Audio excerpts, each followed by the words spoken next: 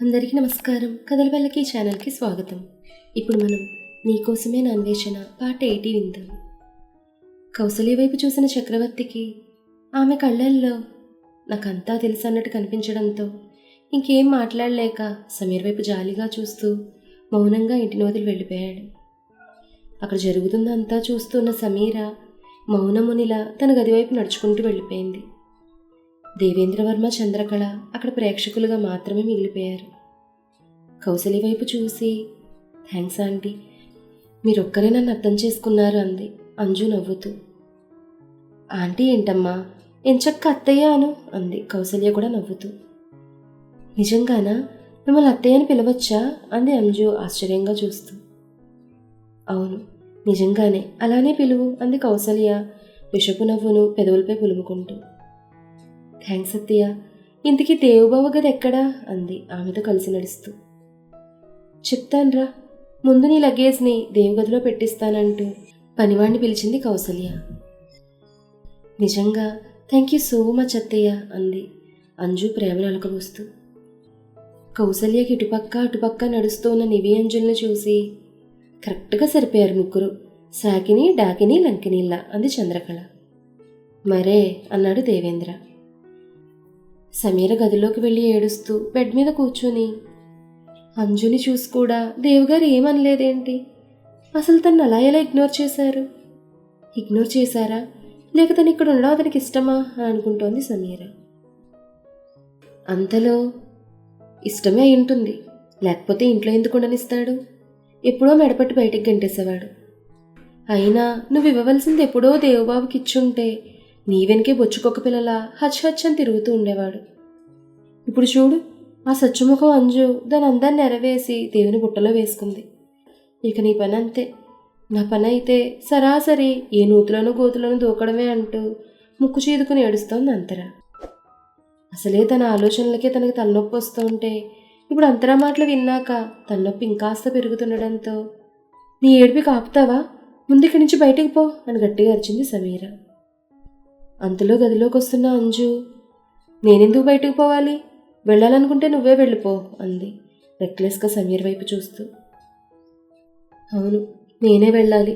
దేవుగారి personal life కడ్డు తగలకూడదు అనుకుని బన్నీ వస్తువులు తన వస్తువులు కొన్నింటిని తీసుకుని కింద బన్నీ గదికి షిఫ్ట్ అయిపోయింది సమీర. అది చూస్తూనే ఇప్పుడుంటుంది అసలు మజా అనుకుంది మనసులో అంజు. గదిలోకి వచ్చిన కౌసల్య వైపు చూస్తూ, నీకేమైందత్తా, దాన్ని వెనకేసుకుని రావడమే కాకుండా దాని సామానంతా దేవుగదిలో సర్దించా, ఇది దేవుకి తెలిస్తే నీ పనంతే అంది నివి. ఆ మాట కౌసల్య పెద్దగా నవ్వుతూ, ఇన్ని రోజులు ఇంట్లో దేవుకి ఎదురు మాట్లాడేవారు ఎవరు ఉండేవారు కాదు, కానీ ఇప్పుడు కనీసం ఎదుట ధైర్యంగా నిలబడి వాళ్ళ కళ్ళలోకి చూసి మాట్లాడే అంజు వచ్చినందుకు నాకు చాలా ఆనందంగా ఉంది.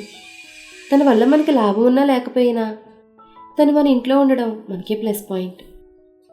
ఎలా అంటావా, అంజు ఇక్కడ ఉండడం వల్ల ఏదో గొడవ వస్తూనే ఉంటుంది. ఆ గొడవ మధు ఈ ఇంటి కోడలు అయినందుకే అని నింద దాని మీదకి నెట్టేయచ్చు. ఇంట్లో ఏం జరిగినా అంతా దాని మీదకే నెట్టేద్దాం, ఏమంటావు అంది కౌసల్య. నువ్వు సూపర్ అత్త, మధును సమీరని ఏడిపించే ఏ ఒక్క అవకాశం మనం వదులుకోకూడదంది నివి. ఎస్ అంటూ కళ్ళు చిన్నవి చేసి, ఇప్పుడే అసలాట మొదలైంది, ఇక వేటకు సిద్ధం కావాలనుకుంది తనలో తానే కన్నింగా. ఇంట్లో జరుగుతున్న తగువులు చూస్తున్న బన్నీకి కాస్త భయం వేస్తోంది. అందుకే కిక్కురు మనకుండా ఎక్కడుండమంటే అక్కడే ఉంటున్నాడు. ఇది వరకట్లా చలాకీగా ఇల్లంతా తిరగడం లేదు. అది గమనించిన సమీరకు బన్నీని చూస్తుంటే పాపమని జాలి కలుగుతోంది. అంతేకాదు, తమ వల్లే నవ్వుతూ తుడుతూ ఉండాల్సిన మధు అమర్లు కూడా సాడ్గా ఉంటున్నారని గమనించి దీనికి ఏదో ఒక విధంగా ఫుల్ స్టాప్ పెట్టాలనుకుంది సమీర. రాత్రి 10 అవుతుండగా ఇంటికి వచ్చిన దేవ్ ఫ్రెష్ అవ్వడానికి వాష్రూమ్లోకి వెళ్ళాడు. వాష్రూమ్ నుంచి దేవ్ బయటకు వచ్చేసరికి అతని వీపు కంటి నీళ్లను ఒక చెయ్యి తుడుస్తుంటే, నాకేమీ నీ పరిచర్యలు అవసరం లేదు సమీరా అంటూ ఆ చేతిని వెనక్కి తోశాడు. తన వెనక్కలా గట్టిగా నెట్టడం వల్ల తను వెనుకున్న వ్యక్తి కింద పడిపోతోందని అర్థం చేసుకున్న దేవ్ ఒక్కసారిగా వెనక్కి తిరిగి ఆమె చేతిని పట్టుకుని మీదకి లాక్కున్నాడు, ఇంకాస్త ఫోర్స్గా. అప్పుడే దేవ్ కోసం పాలు పట్టుకొచ్చిన సమీర డోర్ తీసుకుని లోపలికి వెళ్ళింది.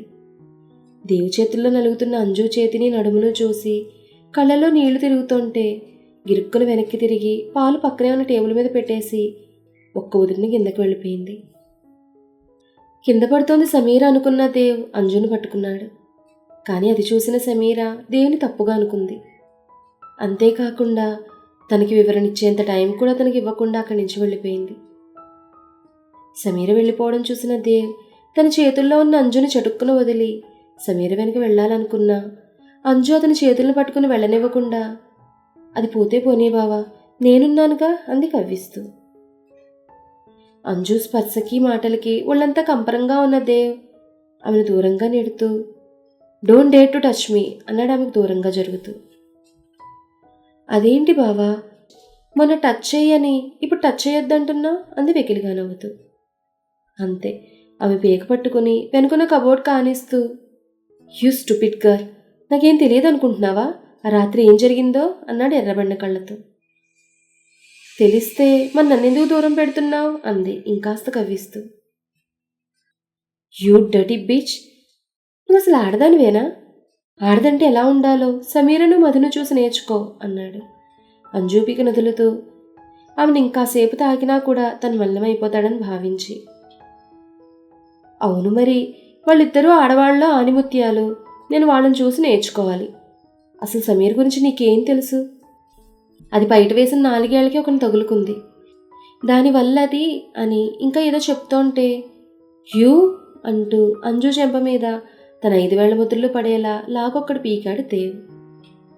ఎర్రగా మారిన చెంపను చేత్తో నిమురుకుంటూ, చూసావా, ఇందాకటి నుండి నన్ను ముట్టుకోను అంటూనే తెగ ముట్టుకుంటున్నావు అంది వెకిలిగా నవ్వుతూ.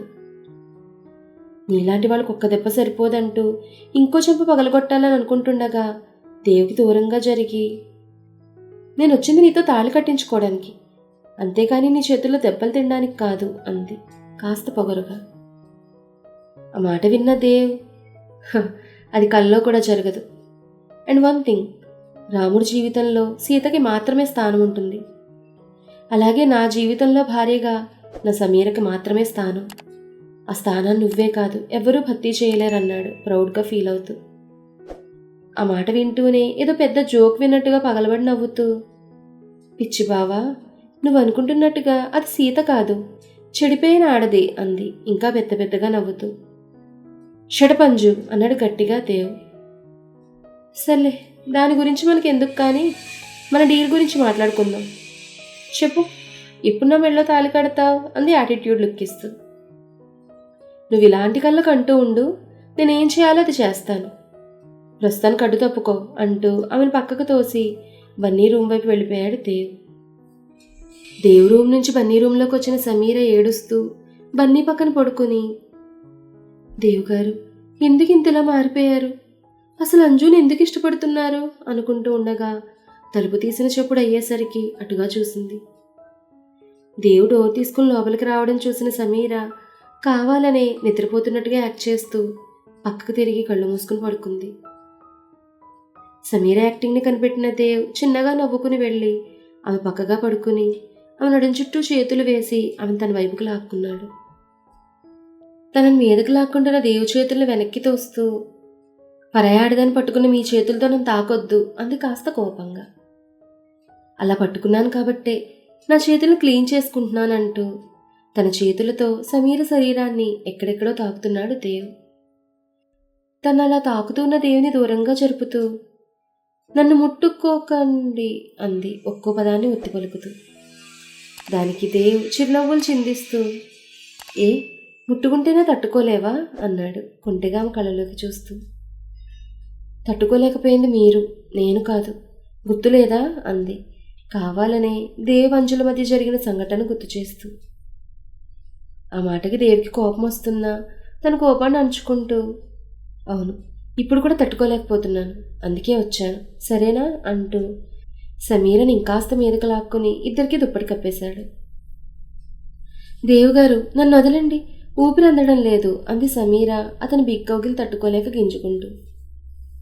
అవునా, ఊపిరి అందడం లేదా, అయితే నేను అందిస్తానుగా అంటూ అందంగా ఎర్రటి రంగులో ఉండే ఆమె లేత పెదవులను చటుక్కుని అందుకున్నాడు.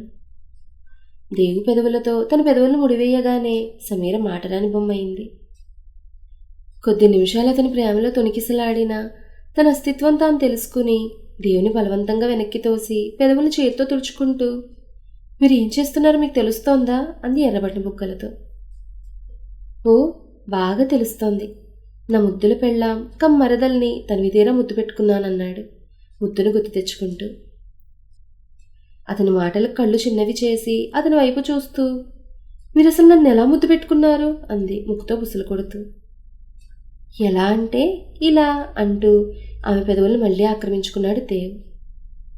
ఈసారి మరింత గట్టిగా అతని వెనక్కి నెట్టి, ఏం చేస్తున్నారు దేవుగారు అంది మూతి మీద చేత్తో మూసుకుంటూ. నువ్వు అడిగిన ప్రశ్నకి డెమో చేసి చూపించాను నేను. ఏం అర్థం కాలేదా? మళ్ళీ చూపించాలా అన్నాడు అల్లరిగా ముందుకు జరిగి. వద్దు, నేను అంటున్నది అంజుని ఇంట్లో పెట్టుకుని ఇలా నాతో ఎలా ఉంటున్నారంటున్నానంది కళ్ళ చివర చేరిన కన్నీళ్లను దాచిపెడుతూ. ఆమె కళ్ళల్లో చేరిన తడిని చూసిన దేవ్ ఆమె చెంపల మీదుగా చేతిని పోనిచ్చి కళ్ళు తుడుస్తూ, నువ్వు నన్ను ఇంతేనా అర్థం చేసుకుంది? నీకు నాపై ఉన్న నమ్మకం ఇంతేనా సమీరా అన్నాడు ఆత్రోక్తిగా. అంతే. ఆ మాటలు దేవు నోట్లో నుండి కాకుండా గుండెల్లో నుంచి వచ్చినట్టు గమనించిన సమీరా, దేవుగారు అంటూ ఒక్కసారిగా దేవుని అల్లుకుపోయింది. తన కన్నీళ్లతో అల్లుకుపోయిన సమీర నుదుటిని ముద్దు పెడుతూ, పిచ్చి సమీర, ఈ దేవ్ అప్పుడు ఇప్పుడు ఇప్పుడు నీవాడే. నీకు మాత్రమే నా మనసులోనైనా నా బెడ్ మీదైనా స్థానం. ఆ స్థానాన్ని కల్లో కూడా ఎవ్వరికి ఇవ్వను. నువ్వు నాదానివి, నేను నీవాణ్ణి. ఇప్పటికైనా అపోహలు మాని అర్థం చేసుకో. అలక మాని నన్ను నీవాణ్ణి చేసుకో అన్నాడు అర్థిస్తూ. ఆ మాటకి నేనే మీ దాన్ని, ఇక మీరు నావాడు కాకుండా ఎలా ఉంటారు చెప్పండి అంది నవ్వుతూ. నేనన్నది మాటల్లో కాదు, చేతల్లో. నాకు నువ్వు కావాలి. పూర్తిగా నువ్వు నేను ఏకం కావాలి. మనిద్దరినీ ఎవరు వేరు చేయలేనంత దగ్గర కావాలి మనం. అప్పుడే మన మధ్య ఉన్న అపోహలు తొలగి మన బంధం మరింత పటిష్టం అవుతుందన్నాడు ఆమె నల్లుకుపోతూ.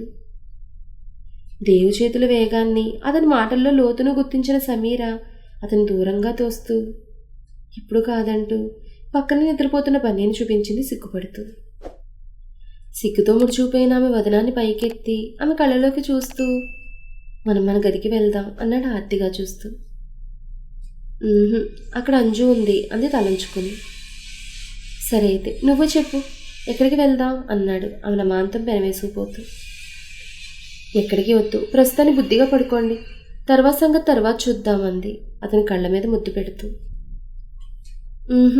నాకు నువ్వు కావాలి అంటూ చిన్నపిల్లాడు మారం చేసినట్టు మారం చేస్తున్న దేవు పెదవులకు చిన్నగా తన పెదవులను తాకించి చిరుముద్దు ఇచ్చి, ఇప్పుడు కాదు ప్లీజ్ నా మాట వినండి అంది అర్థిస్తూ. సమీర తమ కలయికకి సిద్ధంగా లేదని అర్థం చేసుకున్న దేవ్, సరే నీ ఇష్టం, కానీ మరీ నన్ను ఎక్కువ కాలం దూరం పెట్టకు. చిన్నపిల్లాన్ని ఆకలికి అస్సలు తట్టుకోలేనన్నాడు మూతి ముడుస్తూ. క్యూట్నెస్ ఎక్కువైన దేవు ముఖాన్ని అలానే చూస్తుంటే సమీరకు నవ్వుతో పాటు మొహం కూడా ముంచుకొస్తుంటే, దేవుగారు అంటూ పూర్తిగా అతని మీద ఒరిగిపోయింది. తన మీద ఒరిగిపోయిన సమీరను పొదుగు పట్టుకుని ఆ పెదవుల్లోని తీయదనాన్ని తన పెదవులతో అందుకుంటున్నాడు దేవ్.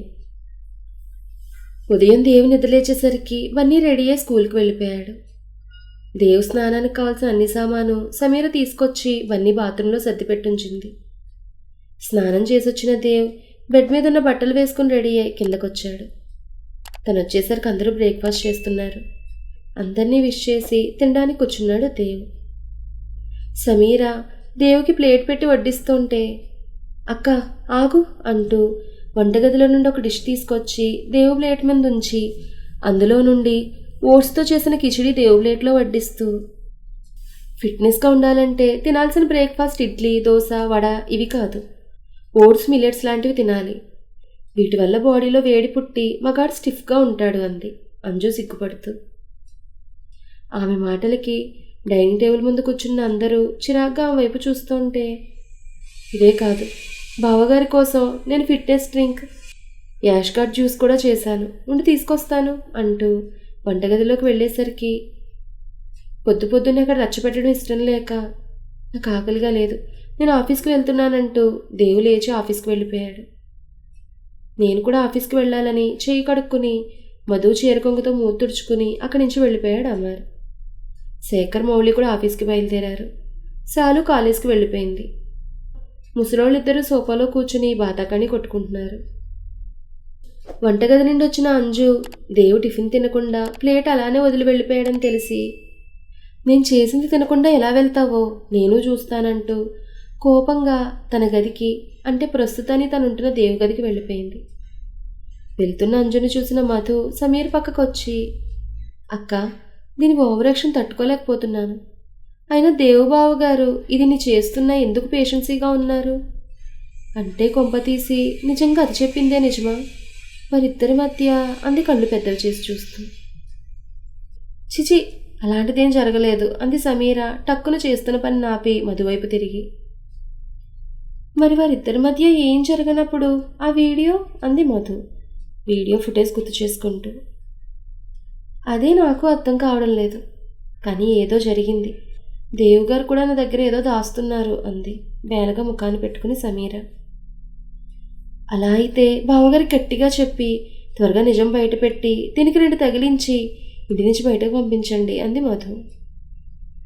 నోటితో మాట్లాడినంత ఈజీ కాదు నిజాన్ని కనిపెట్టడం, బట్టబయలు చేయడం. ప్రతిదానికి టైం రావాలి అంది సమీర ఫిలాసఫిక్గా. ఏడ్చినట్టుంది. ఆ టైం వచ్చేలోపు అబద్ధం నిజమై మన నెత్తి మీద కూర్చునేలా ఉంది అంది మధు నెత్తి మీద చేతులు వేసుకుని. అవును, అదే నాకు కూడా భయంగా ఉందంది సమీర. ఇలా భయపడుతుంటే సమస్యలు పరిష్కారం అవ్వవు. మన సమస్యలకి మనమే పరిష్కారం వెతుక్కోవాలి. నిన్నటి నుండి ఏ సోషల్ మీడియా ఓపెన్ చేసినా మన ఇంటి భాగోతమే కనపడుతూ వినపడుతూ జనాల్ని ఎంటర్టైన్మెంట్ చేస్తోంది. కాబట్టి ముందు ఈ విషయం గురించి బావగారిని గట్టిగా నిలదీసి నిజాన్ని బయటకు రప్పించు. అలా జరగాలంటే నువ్వు ఆ పని ఇంట్లో చేయడం కన్నా ఆఫీసులో తేల్చుకోవడం బెటర్.